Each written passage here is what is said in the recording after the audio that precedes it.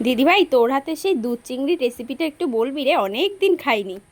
শোন তাহলে, প্রথমে আদা রসুন পেস্ট করে নিবি, পেঁয়াজটাও আলাদা করে পেস্ট করে নিবি।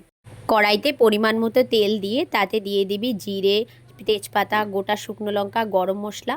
এবার গরম হয়ে আসলে তারপরে আগে থেকে পেস্ট করে রাখা পেঁয়াজটা দিয়ে দিবি। পেঁয়াজটা হালকা নেড়ে চেড়ে তাতে লবণ, হলুদ, তারপরে আদা রসুনের কড়া পেস্টটা দিয়ে দিবি।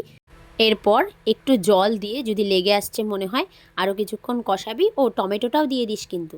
এরপরে আর জল ব্যবহার করবি না। এরপর হালকা আঁচে দুধ দিয়ে কষাবি। এরপর মশলাটা মোটামুটি কষে আসলে লবণ হলুদ আগে থেকে মাখিয়ে রাখা চিংড়ি মাছটা দিয়ে দিবি। এটা কিন্তু কাঁচা চিংড়ি, খুব নাড়বি না। এটা কাঁচা চিংড়ি দিয়ে করতে হয়। হালকা হালকা করে নেড়ে নেড়ে করবি।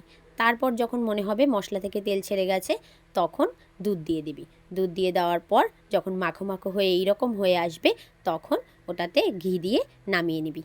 খেয়ে জানাস কিন্তু তোদের কেমন লাগবে।